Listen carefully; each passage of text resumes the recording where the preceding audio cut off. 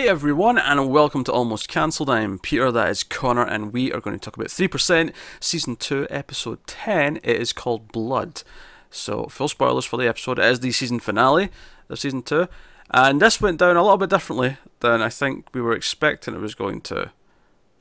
Yeah, it hit some of the beats that I thought it might, and then did some different things. Well, there was a point where Michelle showed up too early to Raphael's side of things. Okay, this is too early, she's going to do something else. There's more to this. As soon as he starts going, "You're not going to betray me again, are you?" I'm like, she definitely is. Yes, she does. She whacks him in the back of the head. She copies the data instead of destroys it. Poor Fernando is bleeding out on the other side, you know, just destroying the data on their data heart. Is what I'm calling it. It looks like a big heart to me, I don't know. Yeah, sure, why not?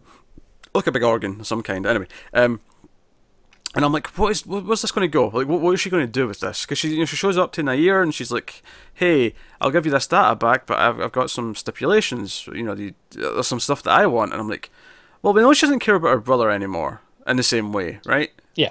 That's not what she's negotiating for. So I'm like, what is she wanting? You know, like, I really didn't know. So I was really curious when it came towards the end where she showed up, because you think, you know, because Fernando's like back home, he celebrated a little bit with Joanna, but he's kind of miserable, and he thinks Gloria's walking through the door, and it's Michelle, which was a genuine little surprise. Yeah, it was. Because I wasn't expecting Gloria, because I knew she was at the process building still, but I was just Joanna coming upstairs. Joanna just came to see him because she knows he's upset, but it's Michelle, and she's basically becoming the third founder. And it's like, no, we're going to do our own thing. We're going to start a new thing. I've got them by the balls. Because at the end of the episode, it sounds like she has to give them the data every year. Like, it's not just like, oh, they've just got it now forever. Oh, is that what you thought? Well, okay, she says, I will speak again next year. That's what I took from that. She does. I assume that was more in... Okay, no, we'll speak about, you know, how we're going to compete almost next year and who gets the people to come to whose camp. Oh, right, okay. Yeah, you may be right. I will say, that there leads me to my biggest criticism with the episode. Okay. Is that she says that line, we'll speak again next year, and it doesn't end on that. What are you playing at? What, you know, it has like 3 or 4 minutes after that. I'm like, you had the perfect ending line. Because it ends the cliffhanger on, will Fernando become the founder with her? That's what it ends on. No, I get it. But that line was the perfect ending line. It's doing The Force Awakens. She's holding out the lightsaber. Pretty much. So we're going to start next movie with him just grabbing that data ball and just throwing it off the side of the building. Part of me hopes. But it's interesting. It's interesting. She's like, nah, ruining the process won't actually help anyone, but I've basically negotiated some power. And it was making me think of The Expanse a little bit. It was kind of like the belt. The belt making sure they have some power in the game so they're not looked down upon. Yeah, no, I see what you mean. A little bit of that. A little bit of just competition to their process. Because Fernando even asked, like, so are we going to have our process? And she's like, well, I don't really know yet what we're going to do. Yeah, but whatever it is, it'll probably be a little bit fairer. Or at least we'll try to make it fairer. And yeah, it'll just be something different. Yeah. And at the very least, we could double it to 6%. Yeah, I mean, it's a start, right? I mean, it's better than 3. Yeah.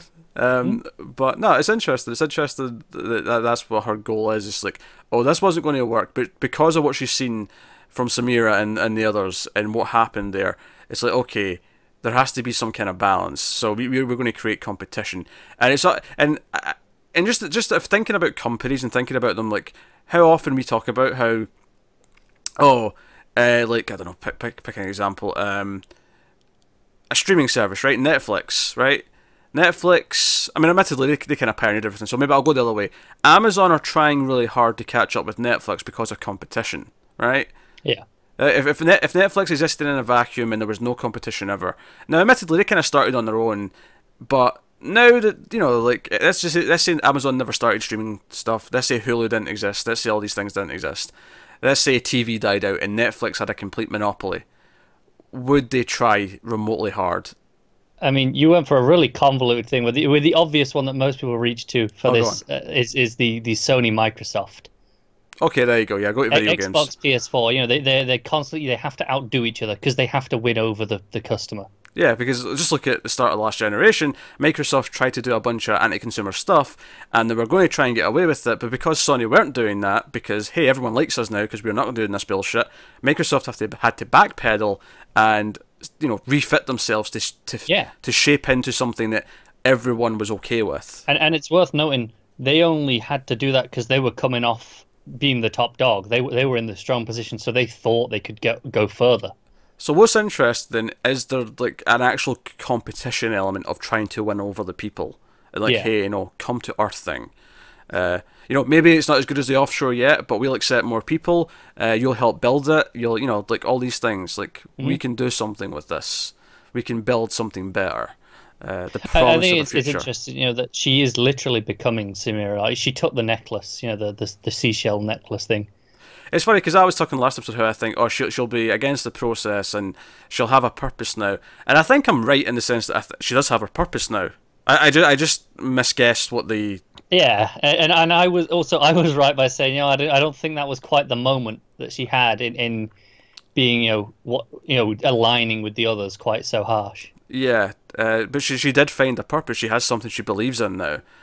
She does, yeah. I'm not going to do it their way. Fulfilling that third way. And it actually kind of works for me because that scene we had last episode with her and Andre, where she's like, no, the cause, the process, and the cause to an extent, the cause only exists because of the process. They did this to us. They turned us into this. So no, I want to find a different way. I want to do something else. Yeah. And she's like, I don't trust myself to do this alone. Fernando, you've got a good heart. You try to do the right thing, and we've seen that. So she's like, hey, I want you to help me with this. I want you to be the other founder. So. It does set up a really different season 3 again. It does. Do they go to Joanna and and bring in to be a trio? Maybe I don't know if she'd want to. Like, maybe she'll be like, "Oh, we're just creating this again." Like, she might be against it. Yeah. But maybe that's the thing she wants. Michelle's the one with the idea. Fernando's the good heart, and then you need the cynic. Yeah, the one who's going to shoot down everything. Well, yeah, not just to shoot down everything though, but to shoot down the unfeasible parts and make it a reality. Yeah, well, no, that's kind of what I meant. I meant that she'll shoot down everything, and then you fight for the ones that are really important. So it weans out all the ideas that aren't worth fighting for, I guess, is what I'm saying. Yeah. Puts in a safety net. I'm not entirely sure it leaves Raphael. Oh, Raphael's in a really weird place because he has nothing left. He goes to Eliza and he's just kind of like, hey, I'm going to tell you everything, and if you still want to kick me out, then fine, but I hope you don't. Yeah. And maybe that'll be Raphael's journey, is him giving up a cause. Not just the cause, but just any cause. Like, now he is just going to, like, settle and... That's true, because he has been very dedicated. He's been the most dedicated throughout the show. And arguably the most of a failure at the show. Yeah. If anything, I thought Joanna was being a little bit harsh when they were on the comms. Which I'm assuming those worked just because it was the offshore rings they were using.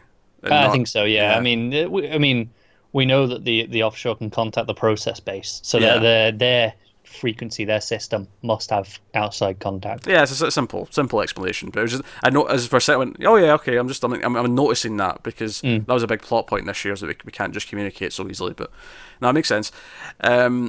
So there was a lot of nice, sort of fun, tense action stuff in this episode. There was a lot of the new process group sort of coming in and almost causing a riot. I particularly laughed at the moment where they fire a warning shot. Everyone goes quiet for like a second and then just starts screaming even louder and storming unaffected. Yeah, yeah. I thought that was funny because it was kind of like the guys with the guns are the scared ones right now. This is amusing. It's because sure they've got guns, but there's 6 of them stood there. Yeah, no, that's fair. But I like that Gloria seems to have doubts. There's that moment at the end where, they're doing the whole inauguration speech, and Marcella's making them say, "Oh, thank you for this opportunity," and everyone else is saying it, but Gloria's just looking down at her bloody handprint from downstairs and like, should I be thanking them? Like, should I just be like, oh, please, can I have another, sir? Like, should I be having that attitude? Yeah, she's questioning it. No, that's something. I feel like, Gloria was a bit unfulfilled this season in terms of her as a character in her own right. This at the end sets up something. Yeah. But she never got her. She was introduced as a new main character. She's in the the opening titles, and I don't think she ever quite got her own journey in the way that I was explaining. She ultimately facilitated Fernando, and then has the beginnings of her journey at the end. Which I think's okay. I think it's okay to introduce her. It's kind of like a lot of movies. They'll have like a side character in the first movie that becomes a main character in the second, and that's just the same here. Like here, she's there to help the other plot in this season, but maybe next season, like, does she pass the process? Does she flunk out and go to Michelle and Fernando's thing? Do they have an age limit? Does it like no, only 20-year-olds, and that's all. You don't pass, you go back. Like, is that the rule? Like, what is their system? Admittedly, though, I'm pretty sure Fernando will get her in, no matter, matter what. I'm assuming, again, we jump a year ahead next season, and I think we can start, again, we could start on the process day and see people deciding where to go and fill in from there. Either that, or it'll be just before again, and it'll be the build-up to, like whatever what their thing's going to be in comparison, Or we'll start on the process, but we'll get flashbacks for how they set this up and some of the stuff they've done in the year to set up this new and learn thing. What's different throughout the year. No, I can see that. The real question I have for next year, though, is what is the antagonistic side of the show? Now, not that I think Marcella's going to be particularly thrilled about whatever's happening, but I don't think the existence of this place necessarily means the process itself will be the antagonist. No, I agree. I think I don't know if there's going to be as such a direct antagonist. I think it's more going to be the competition between them. I don't know. I can see the cause being an antagonist. I can see the cause not wanting the new thing either. Yeah, maybe. I think that really depends on what the new thing is ultimately. I can see them as just like, oh, you're trying to set up something just like them. If they see it to be unfair, then yeah, I agree with that. But it really depends on what they set up before I can make that decision. At the very least, I expect there to be a lot of like uneasy distrust about it. A lot of trepidation. Oh, it's this new thing, right? Yeah. As much as the process has its flaws, it's so long established that no one questions it. Not really. I mean, you have the cause people who question it, but mostly these are people who have already flunked out, or they're kind of being coerced into that sort of thing. There's not a lot of the most of the population is just like, yeah, process, that's a thing. Yeah. So no, I think season 3 will be interesting. I feel like all the stuff they've set up here for the characters is it's not where I expected to leave on. I was it was one or two things. Either they were going to stop the process, so next season was going to be okay. What's the chaos of this world now that there's no process, or they weren't going to stop it, and it was going to leave us in some kind of weird status quo place where we'd have our main characters still, and some of them would still be on the offshore, and some of them wouldn't be. But what do they do after the failed attempt to stop it?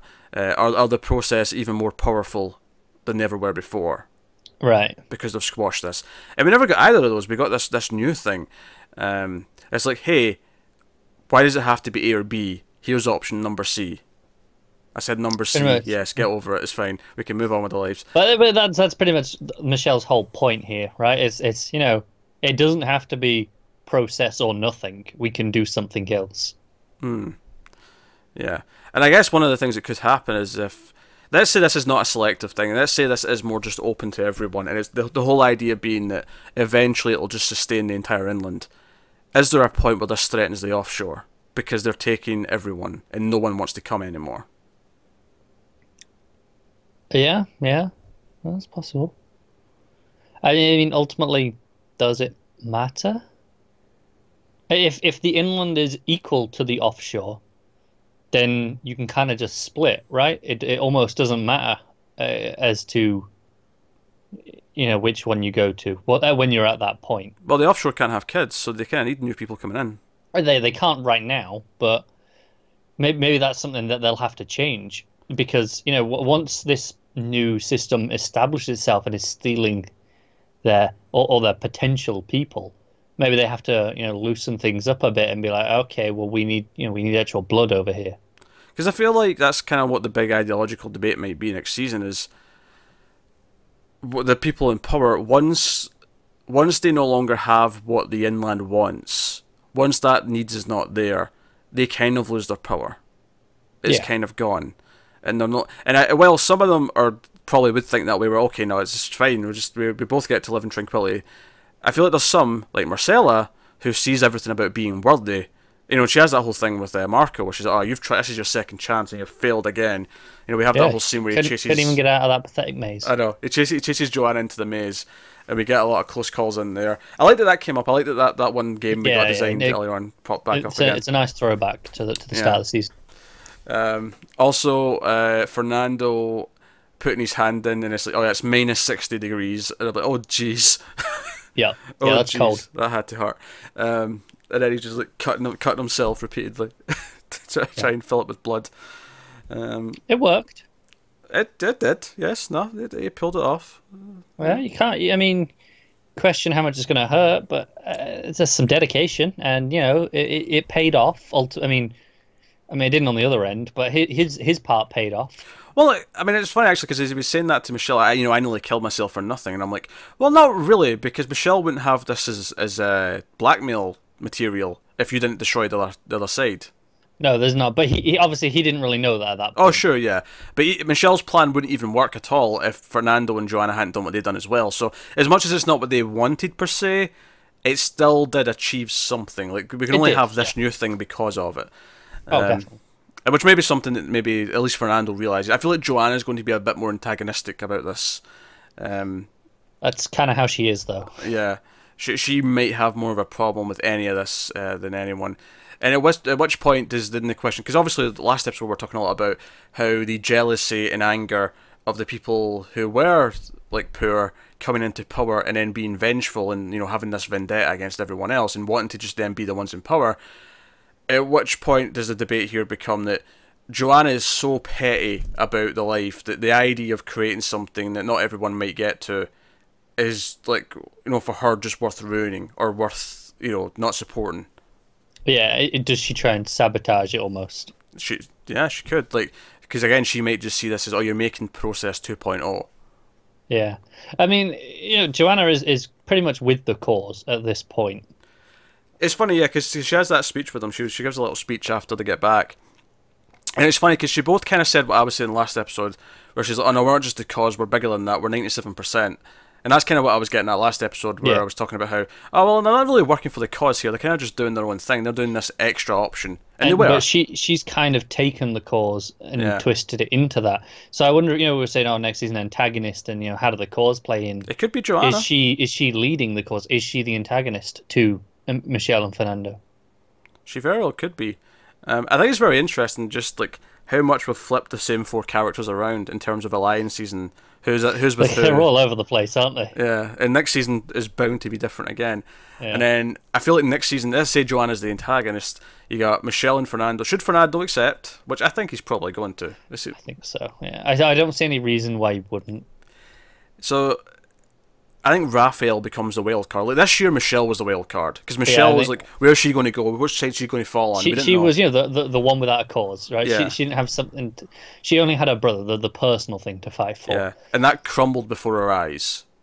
Yeah, and Raphael, he's lost the faith in the cause and everything there. The fact, speaking of potential antagonist, Andre's still there, and he is devout pro-cause. Like he might have a problem with this.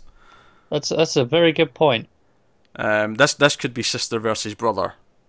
It could. So, I'm really glad we're getting a season 3. I am too. It got renewed just yesterday. We found that out yesterday. Typically, we get through this quicker, that we don't have that news before we finish the season. I mean, almost luckily, we got delayed a little bit in doing this, so we know before we finished, oh, we're getting another season. This is otherwise this would be a different conversation where we'll be going, oh, there better be a third season. There better be, they're setting things up.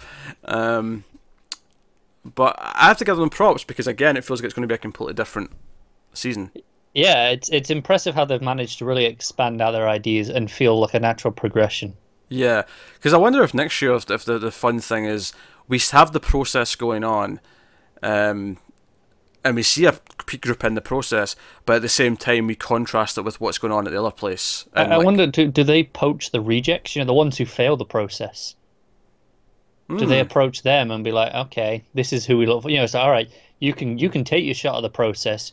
you can have your 3%. Oh, is that that still leaves us 97% to play with, right? Yeah, I mean, is that kind of one of the scenes? Is like how we introduced that idea? I can almost see us opening on a scene of Gloria walking out like crying because she's just failed. And then you can have Fernando offer her. Yeah, just wheel up. Which, by the way, he was pulling some slick moves in the wheelchair this episode. He was doing a lot of dodging and diving around corners. He was, and yeah. all sorts. There was a lot of the first half of the episode had a lot of like him and Joanna like sneaking around and like almost going past the corner and not being seen. The camera's on him and then he just goes past it. There was a lot of that early on. It was fun. Like, it was simple suspense stuff, but it was fun. I can't fault it. Oh, and Marco, he could still be an antagonist. He's still around.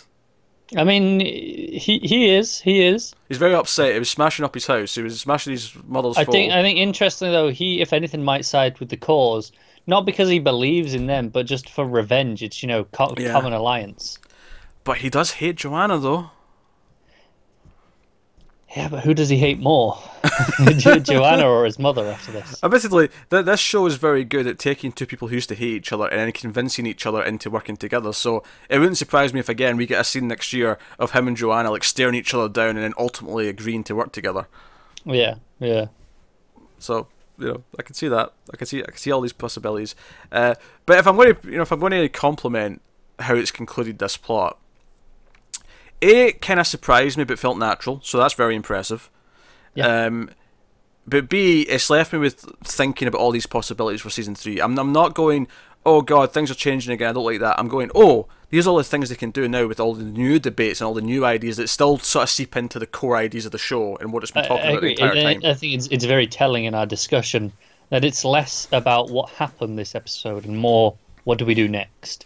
That's what we've spent most of our focus talking about. Yeah, I think it's very natural, especially with this show, because the back half of the episode is all about setting up, okay, here's where things can change to, and then next year will be about exploring what that is.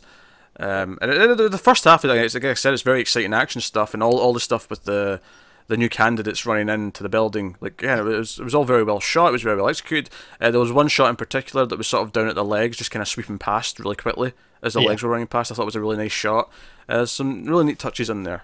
Definitely. But that was kind of that was kind of my takeaway. The season as a whole, if we're going to look at it as a whole thing, I would argue that it might not be as, season 1 was so even and consistent. Like there was barely a blip on the graph. It was kind of like, okay, there was 1 or 2 episodes that were the standout episodes, but even then it was only like a little bit up. It was. I think season 1 had the benefit of having such a defined structure. Yeah. Of this is the test. Yeah, and each episode had a different game that was the central focus of it, and that built up throughout the season. So it was very, very neat in the way it was structured. This season was a bit more up and down because just by its nature, because it was doing this different thing. Yeah, I'd say pacing. I'd say maybe we spent a bit too long on like the bomb, for example. Okay, yeah. And then it's like, by this point in the season, that's not really a factor. I'd say the same with Eliza. We get like one scene with her here at the end for Raphael, whereas she was such an important part of the first half of the season. Whereas this back half, she's kind of felt a little bit, okay, we shipped her off back home. It's fine. We'll forget about her for now until we need to bring her back up. It's kind of a similar thing with Gloria, maybe to a slightly greater extent, where she's there to facilitate Raphael's plot, but doesn't necessarily have her own journey in that sense. And maybe next year we change that with her as well. Maybe next year we get a bit more of her story. Maybe we do, could be interesting. Maybe putting it to 10 episodes was maybe just one too many. Yeah, like I get it. They wanted the extra time to set up at the start. Yeah, and that worked because I feel like those extra episodes were the first 2 before we got to the 3 where they all came together. And to his credit, I never really felt like no episode on its own felt like it was killing time or no. It's just when you look at the grand scheme, there's a few things that maybe just feel a little bit, just slightly mistimed. Yeah, but not while you're watching it in the episode. Yeah, the pacing of each episode on its were all pretty solid. It's just when you sort of look at it as a whole. Like Like I say, honestly, I think it's a fairly minor complaint though, because it was always bringing up new ideas. It was always adding to the debate. It was always playing with the characters and their sort of back and forth. If anything, the only thing that I felt was missing, and they did this a lot, but just not as much as season 1, was the idea of like the crisis sort of like debates and the either to solve the puzzle or to whatever. There was a few big examples this season, but it wasn't every episode like last year. There were some episodes where it was just the drama of the characters, and that was fine. It was good. But, we didn't always have okay, we need to solve this thing. Yeah, no, I think this season really excelled in fleshing out the world even more. Because it felt like a real cohesive world last year. But, they really expanded it out in, all these natural ways. That was really strong world-building stuff this season. That's definitely its strongest point for me. Yeah. No. But, and overall, still a very good season of TV. Yeah, and it was a good year and a half between seasons. They're saying next season will be 2019, or maybe the end of 2019, so it might still be a bigger gap than a year. But it's funny because it had been a year and a half, and I enjoyed season 1 a lot. But after a year and a half, you kind of almost forget how much you like something. And I'm happy to say that watching it again, I'm like, oh no, I'm right back into this. Almost without skipping a beat, I'm back into the world, and I'm into like caring about what's going on in the characters, and so we'll see how season 3 shapes up. Yeah, I will say on that note, I think the use of especially at the start of the season, the flashbacks to the year before, just after we left them at the end of last season, I think that was a really strong choice to ease us back into that world of reminding you just exactly where everyone was when we left off, so that we can see the contrast of where we are now. Yeah, and it did some shocking things. Like I did not expect Ezekiel to die. Certainly not the way he did. That was very sudden in that episode. It was, yeah.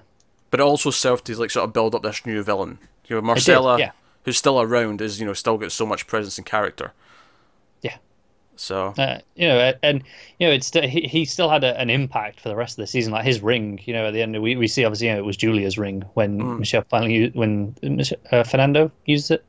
Fernando used it, yeah. Yeah, Fernando used it, and it comes up saying Julia authorized. It's like, oh, okay, it's all clicking together. Yeah.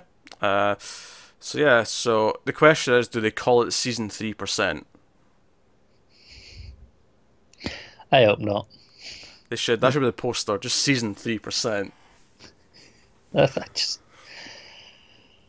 No, please don't. Do you know what the worst part is, though? Is because it's a foreign language show, I feel like people would just feel like it's been mistranslated. Because sometimes in it, the words are the out of order to what we'd say in English. All right, I can see it being a trailer thing though. Like it'll come up saying season 3, and then the season will fade away, and the percent will fade in. That could happen. I'll give it that. Yeah. There you go. That's how you end your trailer for season 3. That is how you do it. Yeah. Okay. But that season finale is 3%. So by all means, let us know what you thought of the episode and the season as a whole in the comments. Like and subscribe, all the usual stuff. Get us on the Twitters at mailed_fuzz for channel updates. If you do want to support the channel, head over to patreon.com/mailedfuzztv. There's a bunch of bonuses, bunch of links to all the various things we do. Check out that. Link in the description for it. But otherwise, that is us. So thank you once again for watching or listening. That is us finally wrapping up the season of 3%. Took a little bit longer than anticipated because it's been a very busy time of year, but we've got there in the end. So thank you very much once again for watching or listening. We always appreciate it. Keep watching TV, guys. Have you got any vanilla?